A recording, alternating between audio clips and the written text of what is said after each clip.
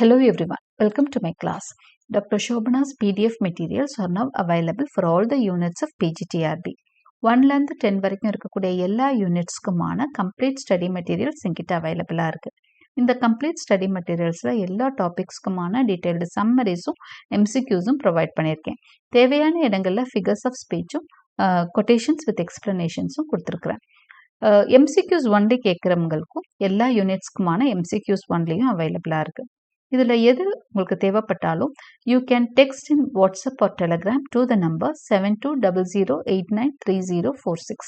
இந்த நம்பருக்கு டெக்ஸ்ட் பண்ணி இதை வாங்குறதுக்குரிய வழிமுறைகளை நீங்கள் தெரிஞ்சுக்கலாம். இந்த டீட்டெயில்ஸை உங்கள் வசதிக்காக I have also given in the description box. Now let us get into today's class. இன்னைக்கு கிளாஸில் நாம் பார்க்க போகிற டாபிக் யூனிட் 2 MCQs. யூனிட் 2ல ஃபர்ஸ்ட் பார்ட்டில் நம்ம ஆல்ரெடி பொயட்ரியோட MCQs பார்த்துட்டோம். இன்னைக்கு PGTRB யூனிட் 2 MCQs நம்ம பார்க்க போகிறோம். யூனிட் 2ல செகண்ட் பார்ட்டாக ப்ரோஸ் அண்ட் ஃபிக்ஷன் பார்க்க போகிறோம். Right, before getting in to the class a kind request, நம்ம சேனல் இன்னும் சப்ஸ்கிரைப் பண்ணலைன்னா சப்ஸ்கிரைப் பண்ணுங்கள், உங்கள் ஃப்ரெண்ட்ஸ்க்கும் ஷேர் பண்ணுங்கள், சஜஸ்ட் பண்ணுங்கள். Thank you. Who wrote the life of Samuel Johnson? So இந்த ப்ரோஸ் அண்ட் ஃபிக்ஷனில் பார்த்தீங்கன்னா நம்ம 4 டாபிக்ஸ் பார்ப்போம். லைஃப் ஆஃப் மில்டன் பார்த்துப்போம், ராபின்சன் க்ரூசோ இருக்கும், கல்லிவர்ஸ் ட்ராவல்ஸ் இருக்கும், அடுத்ததாக பில்கிரிம்ஸ் ப்ராக்ரஸ் இருக்கும். ஸோ இந்த 4 டாபிக்ஸும் இந்த யூனிட் கீழே நம்ம பார்ப்போம். அதில் தான் நம்ம எம்சிக்யூஸ் பார்க்க போகிறோம். Who wrote the life of Samuel Johnson? Alexander Pope, James Boswell, John ரைடன், Jonathan Swift. கொஸ்டினை நல்லா புரிஞ்சுக்கோங்க. சாமுவல் லைஃப் ஆஃப் மில்டன் யார் எழுதினதுன்னு கேட்கல, லைஃப் ஆஃப் சாமுவல் ஜான்சன் யார் எழுதியிருக்கிறதுன்னு தான் கேட்டிருக்காங்க. ஸோ அது ஒரு இம்பார்ட்டண்ட்டான பயோகிராஃபி. சாமுவல் ஜான்சனை பற்றிய பயோகிராஃபி எழுதியிருக்கிறது யார் அப்படின்னு சொன்னால் James Boswell. According to Johnson, what should be the purpose of poetry? So ஜான்சனை பொறுத்த வரைக்கும் போயட்ரியோட பர்பஸ் என்ன? To entertain and surprise, to instruct and decorate, to please and instruct, to describe and narrate. பொதுவாக இவங்களோடது என்னவா இருக்கும் அப்படின்னு பார்த்தீங்கன்னா, நிறைய ரைட்டர்ஸ், அதாவது பின்னாடி வந்த ஈஸ்தட்டிக் ரைட்டர்ஸ் இருக்காங்களே, ரொம்ப கலைக்காகவே அவங்களோட தான் கொஞ்சம் வித்தியாசமாக இருக்கும். அதுக்கு முதல் இருக்கிறவங்க எல்லாமே டு ப்ளீஸ் அண்ட் இன்ஸ்ட்ரக்டாக தான் இருக்கும். ஓகே, அவங்களோட மெயின் விஷயம் வந்து சந்தோஷப்படுத்தணும், அது மூலமாக அறிவுரையும் சொல்லணும். அதான் to please and instruct. What did Johnson criticize in Comus?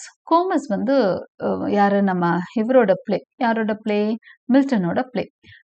இந்த லிரிக் ட்ராமா தான் கோமஸ். ஸோ கோமஸை வந்து நிறையவே கிரிட்டிசைஸ் பண்ணியிருப்பாரு ஜான்சன். ஓகே,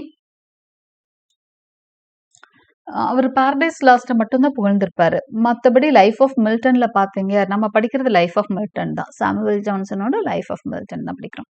அவர் 52 லைஃப்ஸ் டிஸ்கிரைப் பண்ணியிருப்பாரு. அதில் ஒரு லைஃப் தான் மில்டனோடது. நிறைய போய்ட்ஸ் பற்றி அவருக்கு முன்னாடி வாழ்ந்த போய்ட்ஸ் எல்லாம் பற்றி அவங்களோட பயோகிராஃபி எழுதியிருப்பாரு. அதில் ரொம்பவும் புகழ்பெற்றது அப்படின்னா லைஃப் ஆஃப் மில்டன் தான். ஸோ அதுதான் உங்களுக்கு ப்ரிஸ்கிரைப்டு சிலபியாக வரும். இதில் ஜான்சன் வந்து கோமஸ் பிளேயெல்லாம் கிரிட்டிசைஸ் பண்ணியிருப்பாரு. என்ன சொல்லி கிரிட்டிசைஸ் பண்ணியிருப்பாரு அப்படிங்கிறதான் இந்த question. Its message of virtue criticise பண்ணியிருக்காரா, its excessive imagery, its weak dramatic structure, its lack of musical rhythm. இதில் எதுக்காக கோமஸை அவர் கிரிட்டிசைஸ் பண்ணியிருக்காரு அப்படிங்கிறது தான் கொஸ்டின். ஆன்சர் பார்க்கலாம். எனக்கு ஒரு இது இருக்கு answer, but I will see the answer. It's weak. Yes, dramatic structure வீக்காக இருக்கு. பிளேன்னு சொன்னேன் இல்லையா, கோமஸ் இஸ் அ பிளே, ஆனால் அதோட dramatic structure, since it's a drama, structure வீக்காக இருக்குன்னு தான் ரொம்ப கிரிட்டிசைஸ் பண்ணியிருக்காரு. Johnson described Comus as. Okay, criticise பண்ணிட்டாரு. வேற என்ன சொல்லி கிரிட்டிசைஸ் பண்ணியிருக்காரு அப்படிங்கிறதையும் தெரிஞ்சுக்கலாம். A perfect drama, inelegantly splendid and tediously instructive, a heavenly mask, soft and musical. இதில் வந்து கோமஸை என்னன்னு டிஸ்கிரைப் பண்ணியிருக்காரு. ஓகே, கோமஸ் எப்படிப்பட்ட பிளே அப்படின்னு சொல்லியிருக்காரு. முதல் வந்து ட்ராமாட்டிக் ஸ்ட்ரக்சர் சரியில்லை, வீக்காக இருக்குன்னு சொல்லிட்டாரு. டிஸ்கிரிப்ஷன், அப்போ கோமஸ் என்னன்னு சொல்றாரு அப்படின்னு சொன்னால் பர்ஃபெக்ட் ட்ராமான்னு சொல்வாரா? சொல்லியிருக்க மாட்டார். ஏன்னா ஆல்ரெடி வீக்குன்னு நம்ம படிச்சிட்டோம் இல்லையா. So inelegantly splendid and tediously narrative இன்ஸ்ட்ரக்டிவ்னு சொல்லியிருப்பாரா? இன்எலகன்ட்லி ஸ்பிளெண்டட்னா என்ன, ரொம்ப தேவையே இல்லாமல் ரொம்பவே ஸ்பிளெண்டடா, ரொம்ப ஆடம்பரமாக இருக்கு, அதே மாதிரி ரொம்ப இன்ஸ்ட்ரக்டிவாகவும் இருக்கு. ஸோ இதுதான் சொல்லியிருக்கிறதுக்கான ஆப்ஷன் நிறையவே இருக்கு நமக்கு. Yes. What fault did Johnson find in Paradise Lost? So Paradise லாஸ்ட்டை பற்றி பெரும்பாலும் புகழ்ந்து தான் சொல்லியிருப்பாரு, ஆனால் குறைகளும் சொல்லியிருப்பார். பொதுவாக அவருக்கு மில்டன் மேலே ஒரு பெரிய பிடிப்பே கிடையாது. யாருக்குன்னா சாமுவல் ஜான்சனுக்கு. ஏன்னா மில்டனோட அந்த ரிலிஜியஸ் ஐடியல்ஸும் இவரோடதும் கம்ப்ளீட்டாக டிஃபர் ஆகும். அதனால அது மட்டும் இல்லை, அவர் வந்து ஒரு விக் சப்போர்ட்டர். யாருன்னா மில்டன். ஓகே, அவர் வந்து ஆலிவர் க்ரோம்வெல்லை சப்போர்ட் பண்ணவர். இவர் வந்து ராயல், அதனால டோரி சப்போர்ட்டர். அதனாலையும் அவரோட ஐடியல்ஸ் வந்து இவருக்கு பிடிக்காது. அந்த பர்சனல் ப்ரிஜூடிஸை வெளிப்படுத்தியிருப்பார். பேரடைஸ் லாஸ்ட்டை மட்டும்தான் ஓரளவு புகழ்ந்திருப்பாரு. மற்ற இடத்துல எல்லாம் மில்டனை திட்டி தான் பேசியிருப்பாரு. டூ ஷார்ட் அண்ட் பிளெயின் சொல்றாரா, lack of rhyme, too romantic, lack of human interest. அப்போ இதுல பாத்தீங்கன்னா அதிகமா அவர் வந்து புகழ்ந்து தான் இருக்கிறாருன்னு சொன்னேன். இப்போ பேரடைஸ் லாஸ்ட்ல என்ன சொல்லி திட்டிருக்கலாம் அப்படின்னு பாத்தீங்கன்னா, லேக் ஆஃப் ஹியூமன் இன்ட்ரெஸ்ட், மனுஷனுக்கான இதே இல்லை, அது ஹோப்பே இல்லைன்னு சொல்லியிருக்காரு. ஹியூமன் இன்ட்ரெஸ்டே அதுல எதுவுமே இல்லைங்க, காட் ஹெவன் அப்படி போகுது அப்படின்ற மாதிரி சொல்றாரு. Why did Johnson doubt Milton's religious sincerity? அதே மாதிரி ரிலிஜியஸா அவர் சின்சியரா இல்லை அப்படின்னு சொல்லியிருக்காரு. ஏன் அந்த டவுட் பண்றாரு அப்படின்னா, he was an atheist, he supported Catholicism, he ignored established religious forms, he became a priest. இது என்னவா ஆன்சர் இருக்கும்? எதனால ஜான்சனுக்கு மில்டன்ஸோட ரிலிஜியஸ் சின்சியாரிட்டி மேல நம்பிக்கை இல்லை, டவுட் பண்றாரு. மில்டன் வந்து ரொம்ப ரிலிஜியஸா இல்லைங்கன்னு சொல்றாரு. ஏன் அப்படி சொல்லியிருக்கிறாரு? அவர் எத்தியிஸ்டா மில்டன்? இல்லை. ஏன்னா அவர் மில்டன் வந்து பேரடைஸ் லாஸ்ட் எழுதியிருக்காரு. ஹி சப்போர்ட்டட் கேத்தலிசிசமா அப்படின்னு பார்த்தீங்கன்னா, கண்டிப்பாக அதை படிச்சிருந்தீங்கன்னா தெரியும், அவர் கேத்தலிக்ஸ் சப்போர்ட் பண்ணியிருக்க மாட்டார். He ignored established religious forms. அப்போது எஸ்டாப்ளிஷ்ட் ரிலிஜியஸ் ஃபார்ம்ஸ் இருக்கு இல்லையா, ஒரு விஷயம் வந்து நம்பிக்கைகள் உடைய ஒரு ரிலிஜியஸ் ஃபார்ம் என்ன பண்ணுறாரு, இக்னோர் பண்ணியிருக்காரு மில்டன் நினைக்கிறாரா அப்படின்றதான் தேர்ட் ஆப்ஷன் அதுவாக தான் இருக்கும். Okay, let us see the answer. Ignored established religious forms. Where there is leisure for fiction, there is little grief. This statement by Johnson refers to which poem? இந்த sentence பார்த்தீங்க, இன்னொரு விஷயமும் நான் சொல்லிக்கிறேன். நம்மளோட MCQ செட்டில் வந்து இருந்து தான் அந்த கொஷின்ஸ் எல்லாம் எடுத்திருக்கேன். ஓகே, MCQ செட்டில் பார்த்தீங்கன்னா ஒவ்வொரு யூனிட்டுக்கும் more than 1000 கொஷின்ஸ் வரைக்கும் நான் கொடுத்துருக்குறேன். நிறைய கொட்டேஷன்ஸ் கொடுத்தும் கொஷின் கொடுத்துருக்கேன். என்னால் முடிஞ்ச வரைக்கும் உங்களுக்கு வந்து எல்லாமே கவர் பண்ணுற மாதிரி பார்த்துருக்கேன்.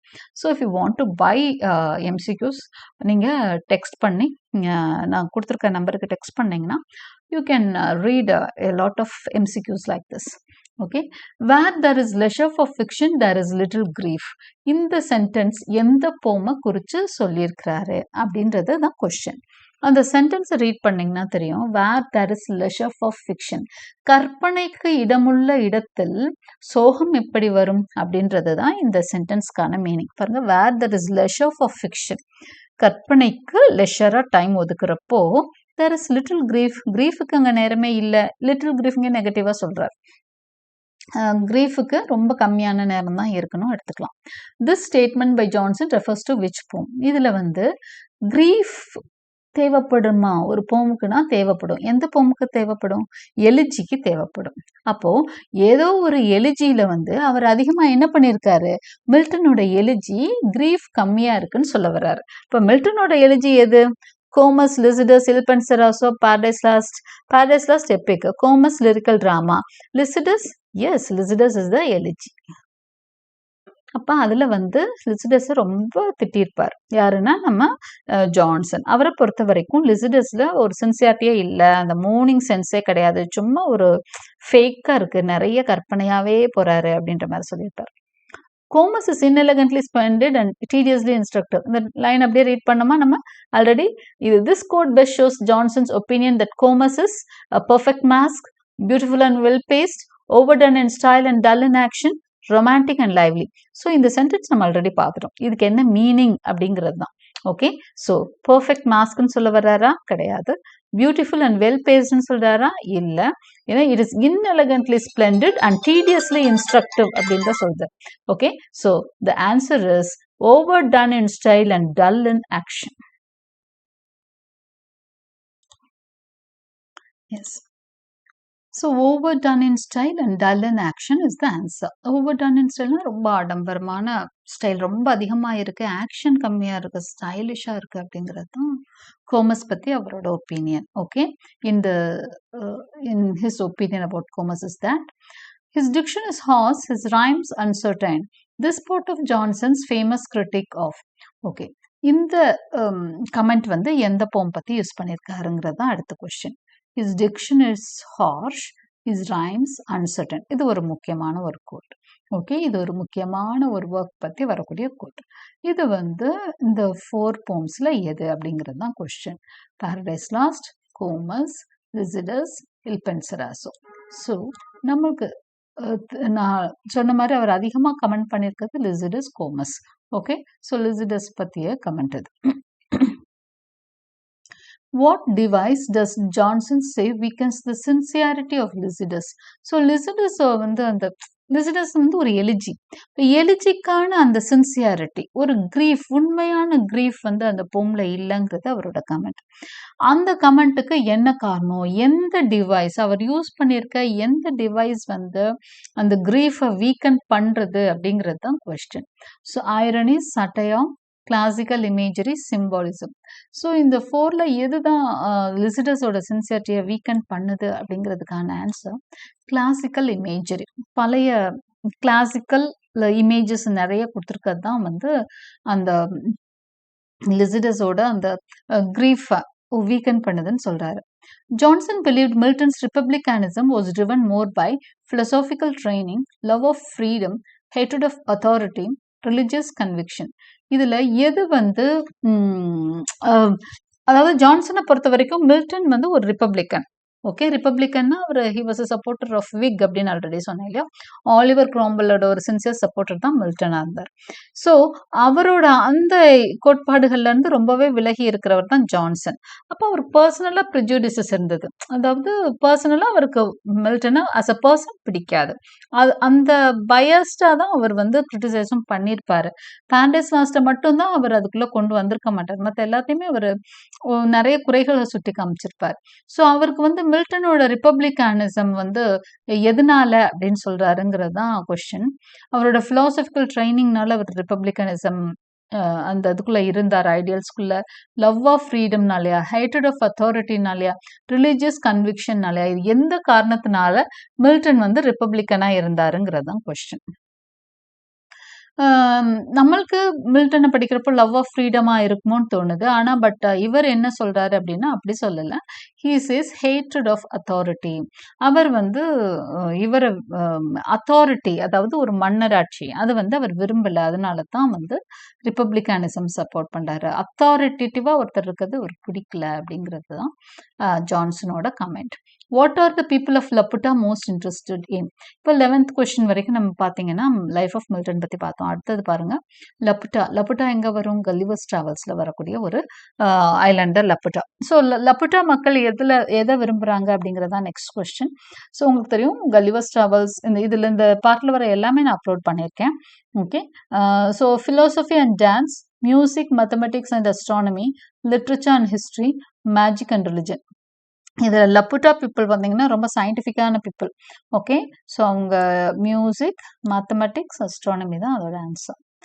What is wrong with academy in Lagado? லகாடோன்னு ஒரு ஊர். இந்த லப்புட்டாவை சுற்றி நிறைய குட்டி குட்டி ஐலாண்ட்ஸ் இருக்கும். ஒவ்வொன்றுக்கும் ஒவ்வொரு பேர். அந்த எல்லாம் வித்தியாசமான மக்கள். அதில் லகோடோ அகாடமி வந்து என்ன அவங்க ஆராய்ச்சி பண்ணுறாங்க, என்ன பிரச்சனை அப்படின்னு சொன்னால், இட்ஸ் அ மிலிட்ரி பேஸா, it spread diseases, it performs useless scientific experiments, it bans reading. இதில் எது ஆன்சர் அப்படின்னு சொன்னால், it performs useless scientific experiments. தேவையில்லாத ஆராய்ச்சிகள் நிறைய பண்ணிட்டு இருப்பாங்க இந்த லகோடா அகாடமியில். Okay, what causes Gulliver to leave Brobdingnag? Brobdingnag உங்களுக்கு தெரியும், நீங்க படிச்ச ஒரு ஃபர்ஸ்ட் போனது லில்லிபுட்டியன். ஓகே, அடுத்தது ப்ராப்டிங்னாங். ப்ராப்டிங்னாங்ல பாத்தீங்கன்னா பெரிய பெரிய ஆளுகளா இருப்பாங்க. இங்க வந்து எதனால அவர் கலிவர்ஸ்க்கு ஒரு கட்டத்துல பிடிச்சுதான் இருப்பாரு. But he happens to leave the country. Why அப்படிங்கறதான் கொஸ்டின். வார்னால போறாரா? He is thrown out by the king. அரசன் தூக்கி எறிகிறானா? A box carrying him is lifted by an eagle and dropped into the sea. ஒரு பாக்ஸ், அவரை வந்து ஒரு பாக்ஸ்ல தூக்கிட்டு தான் போவாங்க. அந்த பாக்ஸை வந்து ஒரு ஈகிள் தூக்கிட்டு போய் தான் ஆக்சுவலா சீக்குள்ள விட்டுரும். ஓகே, அதுதான் answer. A box carrying him is lifted by an eagle and dropped into the sea. Why do Williams distrust Gulliver even though he is more intelligent than the Yahoos? ஹூயினம்ஸ் அப்படிங்கிறது தான் வந்து அந்த ஹார்ஸ் லேண்ட் அது. Okay. அதுதான் கடைசியா அவர் போவாரு. அங்க பார்த்தீங்கன்னா, ஹார்ஸஸ் ரொம்ப இன்டெலிஜென்ட்டா இருக்கும். ரொம்ப டீசென்ட்டா பிஹேவ் பண்ணும். ஆனா, அங்க வர்ற மனுஷங்க பார்த்தீங்கன்னா, ரொம்ப கேவலமா நடந்துப்பாங்க. இது வந்து ஆக்சுவலா இந்த இதுல தான் வந்து அ இவரு ஸ்விஃப்ட் வந்து தன்னோட மனுஷன் மேல இருக்க ஒரு கோவத்த எல்லாம் பயங்கரமா வெளிப்படுத்தியிருப்பாரு. மனுஷன வந்து அவருக்கு பிடிக்காதுன்ற மாதிரி வெளி காமிச்சிருப்பாரு. மனிதர்கள வந்து ரொம்ப கேவலமான பிறவிகளா சித்தரிச்சிருப்பாரு. ஓகே. அ எதனால ஹூயினம்ஸ் வந்து அந்த ஹார்ஸஸா இருக்காங்க இல்லையா? அ அந்த ஹார்ஸஸ் வந்து ஏன் கல்லிவர அ ஏன்னா கல்லிவர் ரொம்ப நல்லா நடந்துக்கிட்டா கூட, அங்க இருந்த மனுஷங்கள விட கல்லிவர் ரொம்ப நல்லவர் தான். ஆனாலும் ஹூயினம்ஸ் அவர நம்ப மறுக்கிறாங்க. ஏன்? "He lies often, he smells like a Yahoo, he is still a kind of Yahoo, he has magical powers." இந்த எந்த காரணத்தினால ஹூயினம்ஸ் வந்து ய இவரு கல்லிவர வந்து நம்ப மறுக்கிறாங்க அப்படின்னு சொன்னா, ம். He is still a kind of Yahoo. அவரும் யாஹூ மாரி இருக்கு. அவரும் மனுஷங்கள்ல ஒருத்தர்னால தான் அவங்க வந்து வெறுப்பாங்க. ஓகே. கல்லிவர் அங்க இருக்கிற யாஹூஸ் மாதிரி இல்ல. அவர் இன்டெலிஜென்ட்டா இருக்காரு, நீட்டா பிஹேவ் பண்றாரு. இருந்தாலும் உங்களுக்கு டிஸ்ட்ரஸ்ட் இருக்கு. ஏன்னா, he is still a kind of Yahoo. What happens to Gulliver emotionally after living with the Houyhnhnms? Houyhnhnms கூட நெறைய நாள் அவர் வாழ்ந்துட்டு, அப்புறம் அவர் லேண்டுக்கு வந்தா, அவருக்கு மனுஷங்களோடயே இருக்க பிடிக்காது கல்லிவருக்கு. அவர் அடிக்கடி போய் போய் ஸ்டேபிள்ல போய் உட்காந்துப்பாரு. அதுங்களோட பேசணும்னு தான் ஆசைப்படுவார். So he feels homesick, he feels angry and jealous, he prefers animals over humans and hates mankind, he writes a book about houses. இதுல என்ன ஆன்சர்? எதுக்காக வந்து அவருக்கு வந்து ம், கல்லிவர் வந்து இமோஷனலா அவருக்கு என்ன பிரச்சனை ஆகுதுன்னா, he prefers animals over humans and hates mankind. மனித இனத்தையே வெறுத்து விலங்குகளோட டைம் ஸ்பெண்ட் பண்ண ஆரம்பிச்சிருவார். In Brobdingnag, Gulliver is viewed as a king, a pet or curiosity, a dangerous invader, a school teacher. Brobdingnagல இவர் எப்படி பார்க்குறாங்க? அது வந்து பெரிய பெரிய உருவங்கள் கொண்ட மனிதர்கள், மிருகங்கள் எல்லாமே. அங்க அவரு குட்டியா இருப்பாரு. ஸோ அவர எப்படி அவங்க ட்ரீட் பண்றாங்கன்னா, கிங்காவா, பெட்டாவா, டேஞ்சரஸ் இன்வைடரா அப்படின்னு சொன்னா பெட்டா தான் பார்ப்பாங்க. அவர வந்து ஒரு பெட் மாதிரி தான் எல்லாம் ட்ரீட் பண்ணுவாங்க. Glumdalclitch is the queen of Brobdingnag, a kind farmer, the giant girl who cares for Gulliver, a pirate captain. Glumdalclitch வந்து அவனை கேர் பண்ற ஒரு character. Giant girl. What is the name of the island where people are only 6 inches tall? ஒரு ஐலாண்ட்ல வந்து வெறும் 6 இன்ச்னா தெரியும் இல்லையா? அந்த இன்ச் டால் ஒரு சின்னது குட்டியோண்டு ஸ்கேல் அளவுக்கு தான். அந்த ஒரு ஒரு பாம் அளவுக்கு தான் மனிதர்கள் உயரமா இருப்பாங்க. அந்த மாரி எந்த ஊர்ல இருக்காங்க? Laputa, Brobdingnag, Lilliput, Luggnagg. Lilliput is the answer. The Yahoos are brave warriors, ugly savage human-like creatures, birds used for transport, underwater beings. So நான் சொன்னேன் Yahoos are ugly savage human-like creatures. The term Yahoo has come to mean a noble person, a logical creature, a vulgar or crude human, a magical being. இங்க வந்து யாஹூஸ் பத்தி திரும்ப சொல்ற அதே விஷயம் தான். வல்கர் ஆர் க்ரூட் ஹியூமன் தான் யாஹூன்ற வார்த்தைக்கு அவங்க யாஹூன்னு கூப்பிடுறாங்க அப்படின்னா வல்கர் ஹியூமன் அர்த்தம். வாட் ப்ராம்ஸ் அடுத்த கொஸ்டின் பார்த்தீங்கன்னா, what prompts Christian to begin his journey? நம்ம எங்க வந்துட்டோம் அப்படின்னா பில்கிரிம்ஸ் ப்ராக்ரஸ் வந்துட்டோம். A dream, a war in his town, reading the Bible and feeling burdened by sin, his family forcing him to leave. Christian எதுக்கு journey கிளம்புறார் அப்படின்னு சொன்னா, reading the Bible and feeling burden by sin. Bible அதிகம் படிச்சு தன்னோட குற்ற உணர்ச்சி மேலோங்கிறதுனால தான் அவர் என்ன பண்றாரு? அவரு ஜேர்னி கிளம்புறாரு. What is the name of the final destination Christian seeks? Christian வந்து எந்த டெஸ்டினேஷனை நோக்கி போறார்? Celestial city, palace beautiful, the valley of peace, Mount Zion. Celestial city நோக்கி தான் அவர் போறார். What does vanity fair represent? Entertainment and joy, the sinful temptations of the world, a fair with good Christian books, celestial paradise. அவர் போறப்ப vanity ஃபேர்னு ஒன்று போறார். அது எதை represent பண்ணுது? வேனிட்டி ஃபேர்னா உங்களுக்கு தெரியும், ஒரு மார்க்கெட், ஒரு சந்தை.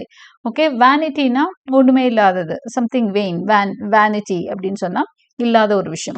So the sinful temptations of the world தான் வேனிட்டி ஃபேர் வந்து ஞாபகப்படுத்தும். சின்ஃபுல் டெம்டேஷன்ஸ்னா இந்த உலகத்துல இருக்க ஆசைகள், இப்போ பாவத்தை வந்து நம்மளுக்கு தூண்டக்கூடிய ஆசைகள்.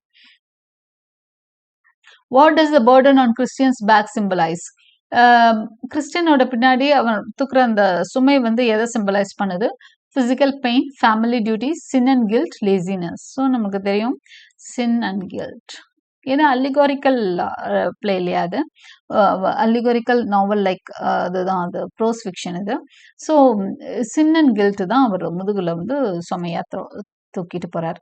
What religious group did Bunyan belong to? So இதை எழுதியிருக்கவர் பன்யன் தெரியும் நமக்கு, பில்கிரிம்ஸ் ப்ராக்ரஸ் எழுதியிருக்கிறது ஜான் பன்யன். ஸோ இவர் எந்த குரூப்போட சேர்ந்தவர்? Roman Catholic, Anglican, Quaker, Puritan.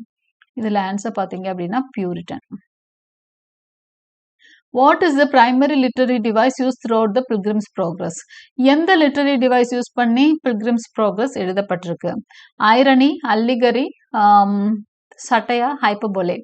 The answer is allegory.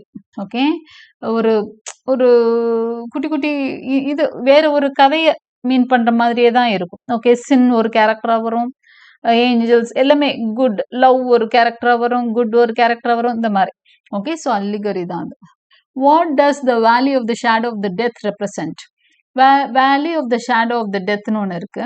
இது எதை வந்து குறிக்குது? Dream, real palace, is symbolic representation of fear and trial, heaven. So நீங்க கண்டுபிடிச்சிருப்பீங்க, it is a symbolic representation of fear and trial தான் valley of the shadow of death. What is the name of the fierce monster Christian battles? Christian சண்டை போட்டு அந்த fierce monster பேர் என்ன? Beelzebub, Apollyon, despair, Leviathan. Apollyon is the answer.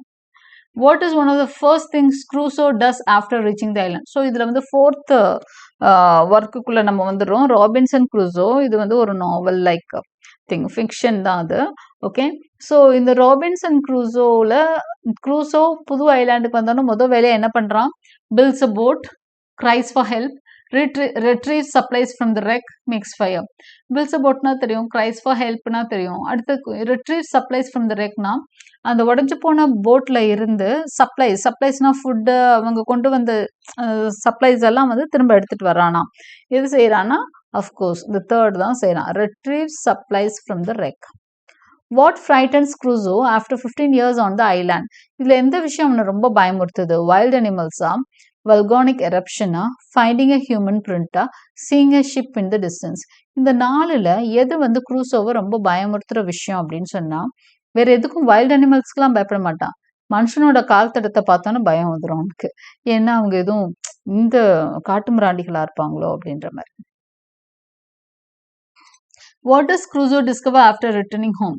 வீட்டுக்கு வந்தோன்னு Crusoe என்ன தெரிஞ்சுக்கிறான் அப்படின்னா, his family is dead and he is wealthy, he is no longer welcome, England is at war, his island has been destroyed. So இதுல என்ன ஆப்ஷனா, இவர் வந்து நல்ல பணக்காரரா வர்றார், ஆனா ஃபேமிலி வந்து இல்லை. ஓகே, ஃபேமிலியில இருக்கவங்க எல்லாம் இறந்துட்டாங்கன்றத தெரிஞ்சுக்கிறாரு. Which of the following is not a theme in Robinson Crusoe? இந்த கீழே இருக்க நாள்ல எது வந்து ராபின்சன் க்ரூசோவோட தீம் இல்லை அப்படிங்கறதான் கொஸ்டின். ஸோ கொஸ்டின் படிக்கிறப்போ நல்லா கவனிச்சுக்கணும். நாட், இஸ் இதெல்லாம் பார்த்துக்கணும். நெகட்டிவா கொஸ்டின், பாசிட்டிவான்றதை தெரிஞ்சுக்கணும். ஸ்பிரிச்சுவல் டிரான்ஸ்ஃபர்மேஷனா, individual resourcefulness, divine providence, courtly love. இதுல which is not a theme அப்படின்னு சொல்லி கேட்டிருக்காங்க. So the answer is courtly love. காதல் தான் அதுல ஒரு தீம் கிடையாது, மற்ற எல்லாமே இருக்கு. ஸ்பிரிச்சுவல் டிரான்ஸ்ஃபர்மேஷன் பார்ப்போம் ராபின்சன் க்ரூசோல. இண்டிவிஜுவல் ரிசோர்ஸ்ஃபுல்னஸ், தன்னையே வந்து ஒரு ரிசோர்ஸா மாத்திக்கிறது. டிவைன் ப்ரோவிடன்ஸ் இருக்கு, கோர்ட்லி லவ் தான் இல்லை. It was the first time I could say that I had slept quietly in my bed. Okay, what does this line imply? Crusoe's peace of mind has returned. He is sick, he is rich, he is returned home. So இந்த line மூலமா நம்ம என்ன தெரிஞ்சுக்க விரும்புறோம்? It was the first time I could say that I slept quietly in my bed. So இந்த sentence உங்களுக்கு புரியும், அமைதியா நிம்மதியா தூங்குனேன்னு சொல்றாரு. அப்போ இதுக்கு என்ன அர்த்தம் அப்படின்னா, Crusoe's peace of mind has returned அர்த்தமா? மோஸ்ட்லி அதுவா தான் இருக்கும். What is the relationship between Crusoe and Friday? அதில் இன்னொரு முக்கியமான கேரக்டர் ஃப்ரைடே. ஃப்ரைடேக்கும் க்ரூசோக்குமான ரிலேஷன்ஷிப் என்ன அப்படின்னா, business partners, friends with equal status, master and servant, father and son. The answer is master and servant. Okay, with this we come to the end of the second part of Unit 2 model questions. Hope you liked my explanation. Thank you for watching and subscribe for more.